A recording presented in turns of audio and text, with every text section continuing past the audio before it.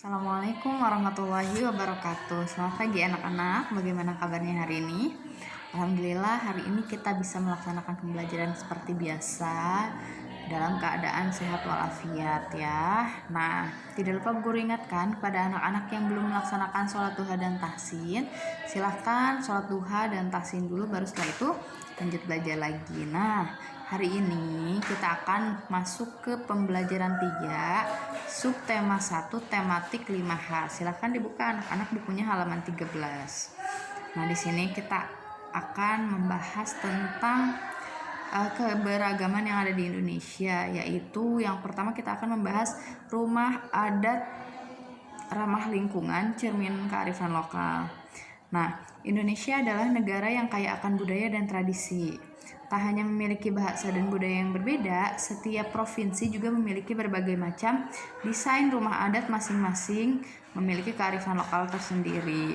Nah, kearifan lokal merupakan pandangan hidup dan ilmu pengetahuan serta berbagai strategi kehidupan yang berwujud aktivitas yang dilakukan oleh masyarakat lokal dalam menjawab berbagai masalah untuk memenuhi kebutuhan mereka. Nah, selain memiliki kearifan lokal, rumah-rumah adat di setiap daerah juga kebanyakan memiliki keunggulan, yaitu sangat ramah lingkungan.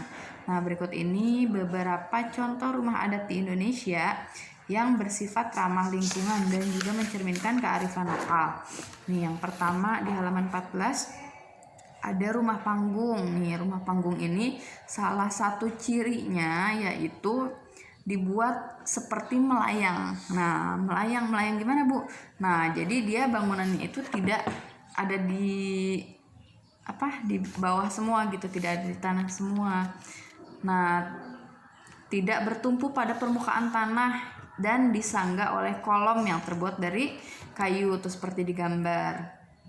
Nah, rumah panggung adalah salah satu bentuk kearifan lokal untuk menyesuaikan dengan iklim tropis di Indonesia yang memiliki curah hujan tinggi, sehingga bisa mencegah rumah tergenang pada saat terkena banjir kayak gitu. Lalu yang kedua ada rumah joglo. Nah, rumah joglo ini adalah rumah adat suku Jawa. Tuh ada fotonya di situ ya. Desain rumah yang syarat dengan elemen kayu yang menyejukkan ini terdiri dari beberapa bagian penting, yaitu teras atau pendopo, peringgitan atau perantara antara bagian depan dengan dalam rumah, dan dalam ageng atau bagian inti rumah yang terdiri dari kamar-kamar, dan bagian terakhir yang disebut gandok dan pawon yang merupakan bagian belakang rumah. Tuh pasti yang asli Jawa nih tahu nih rumah joglo. Nah, setiap bagian rumah memiliki kearifan lokal. Pendopo biasanya dibangun tanpa pembatas di keempat sisinya, melambangkan sikap terbuka pemilik rumah bagi siapa saja yang ingin datang. Sedangkan peringgitan merupakan ruang peralihan dari pendopo menuju ke ruang utama atau dalam ageng. Nah, zaman dahulu ruangan ini berfungsi sebagai tempat untuk mengadakan pertunjukan wayang kulit pada acara-acara tertentu. Nah, dalam tradisi Jawa, dalam ageng merupakan bagian terpenting di dalam rumah karena ruangan ini terdapat 3 sentong atau 3 kamar. 1 kamar utama dan 2 kamar untuk penghuni perempuan dan laki-laki. Bagian kanan untuk anggota keluarga perempuan dan kiri untuk anggota keluarga laki-laki. Nah, terakhir ada pawon atau dapur dalam tradisi Jawa. Nah, pawon berarti tempat awu atau tempat abu. Oleh karena itu, ruangan ini ditempatkan di bagian belakang dari rumah. Lalu yang ketiga ada rumah nias. Nah, rumah nias ini adalah rumah khas dari Pulau Nias di Sumatera Utara. Ini bentuknya sangat unik dan khas. Nah, rumah nias ini dibedakan menjadi 2, yaitu omo sebua untuk kepala desa dan omo hada untuk rakyat. Nah, perbedaan utama keduanya ada di bagian atap. Atap omo sebua berbentuk oval dan terbuat dari jerami, sedangkan omo hada memiliki atap yang menjulang seperti itu ya. Nah, selanjutnya di halaman 16 silakan dibuka ya. Di situ ada berbagai macam keragaman budaya yang ada di Indonesia. Ada keragaman suku bangsa. Lalu di halaman 17-nya ada keragaman rumah adat di Indonesia.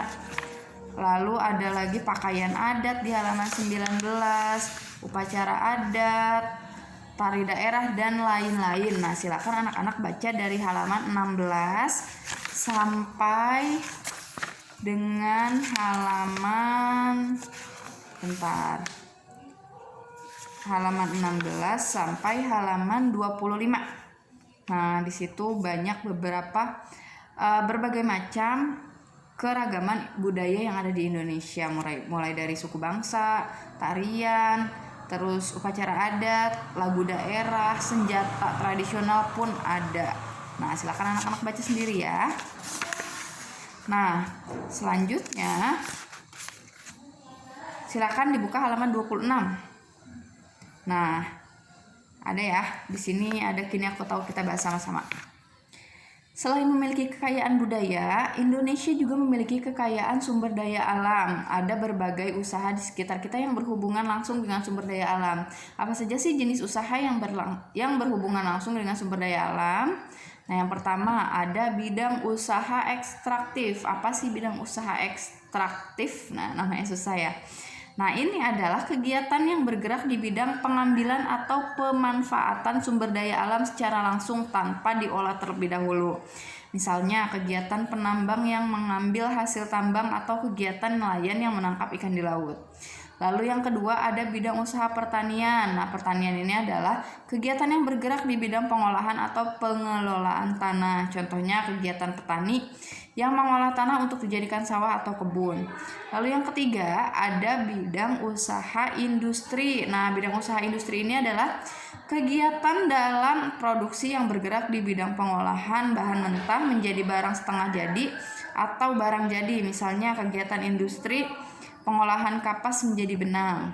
Lalu yang terakhir ada bidang usaha perdagangan. Nah, perdagangan ini adalah kegiatan yang bersifat menambah nilai guna barang dengan cara menjual barang dari produsen ke konsumen.